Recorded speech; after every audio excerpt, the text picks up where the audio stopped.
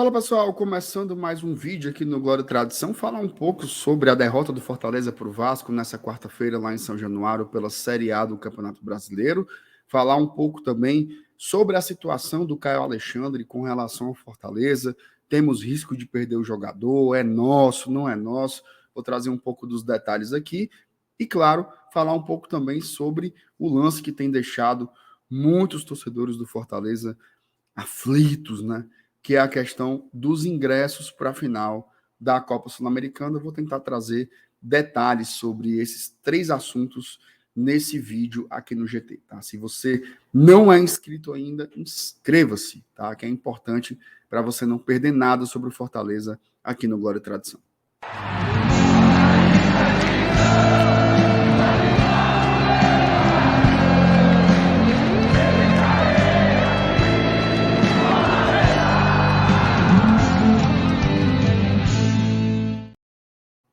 Bom, o jogo fez raiva, né? A gente ali, você teve um número substancial, né, de jogadores que não tiveram uma atuação individual muito interessante. Pikachu não foi bem, Lucero não foi bem, Pochettino não foi bem, Escobar não foi bem. Isso, indiscutivelmente, influencia no que foi o jogo, né? Quando muitos jogadores não atuam bem ao mesmo tempo, na mesma partida, o Zé Wellison, né, que sempre é um cara muito regular, também não fez uma partida interessante. Acho que o Fortaleza, além dessa questão individual, demorou muito a se encontrar no jogo, tanto no começo do primeiro tempo, como no começo do segundo tempo, né? E no segundo tempo só foi despertar depois que tomou o gol, e aí partiu para cima, foi para a abafa, teve algumas chances importantes, o goleiro do Vasco fez defesas interessantes, a gente poderia até ter empatado, mas no meu modo de entender, o Vasco fez uma melhor partida, tá? Sei que é difícil a gente entender um pouco isso, mas não dá para ter muito duas conversas nesse momento, né? A prioridade do Fortaleza é o dia 28, é a final contra a LDU, é a final da Copa Sul-Americana. Eu tenho a impressão que essa estratégia de mesclar jogadores, né, de você ter alguns titulares com alguns reservas, que obviamente diminui o nível da equipe, deve continuar ocorrendo nas próximas duas partidas. Acho que pensando nesse objetivo maior, que é a final da Sul-Americana, a gente deve ter aí mais rodízios no elenco para tentar chegar com um grupo, né, com mais minutos, com um nível físico mais equilibrado, com mais jogadores à disposição do treinador. É assim que eu enxergo, né? Os pontos positivos, inclusive, nesse aspecto aí da mesclagem, acho que foram as entradas do Caleb e do Marinho, né?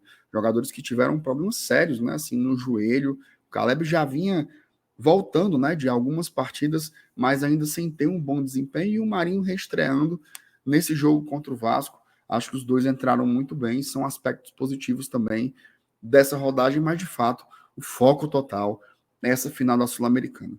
Sobre a final da Sul-Americana em si, já virando um pouquinho aqui a página, não dá para deixar de falar dos ingressos. Né? Assim, é incrível como a Conmebol ela não consegue ser transparente sobre a situação dos ingressos. Ninguém faz noção de quantos ingressos já foram vendidos, qual é o tamanho real desses lotes que são abertos, né? É até um comportamento muito estranho. Na terça-feira, que foi o primeiro dia que abriu os ingressos, teoricamente eram 4 mil ingressos, mas teve uma hora que acabou e depois voltou de novo. Teve gente que até à noite, na terça-feira, estava conseguindo comprar ingresso, estava lá atualizando a página e de repente abria e conseguia comprar. Na quarta-feira, né, houve aí a informação de que teríamos um novo lote de ingressos, inclusive confirmado pelo Marcelo Paes, lá no lançamento do Lion World, e que se esperava que esse lote fosse de 2 mil ingressos. Né? Mas o que abriu na quarta-feira foram 500 ingressos. 350 atrás do gol e 150 no chamado CAT 2, que é como se fosse um espaço ali de frente para as cabines de imprensa, como se fosse uma bossa nova, né? Usando um referencial do Castelão. Quantos ingressos foram vendidos no primeiro dia, né? Foram só 4 mil? Teve mais e a gente não soube, né? Vai ter um novo lote?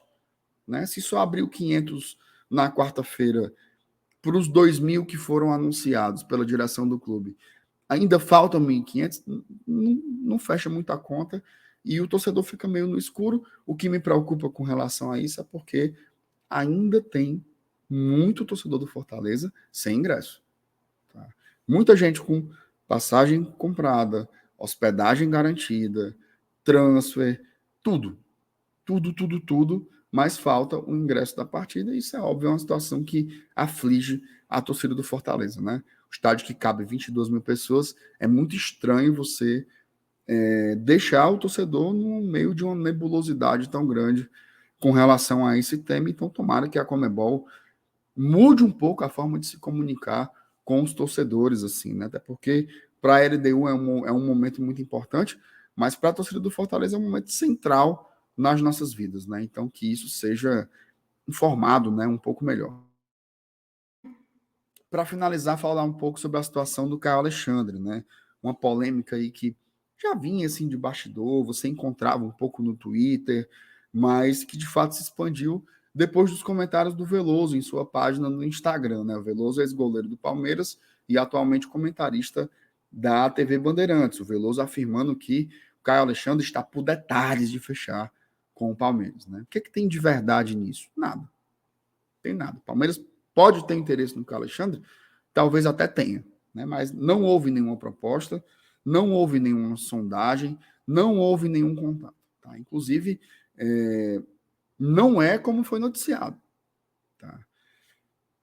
Para negociar com o Caio Alexandre hoje, é com o Fortaleza e não mais com o Vancouver Whitecaps. Mas por que, MR?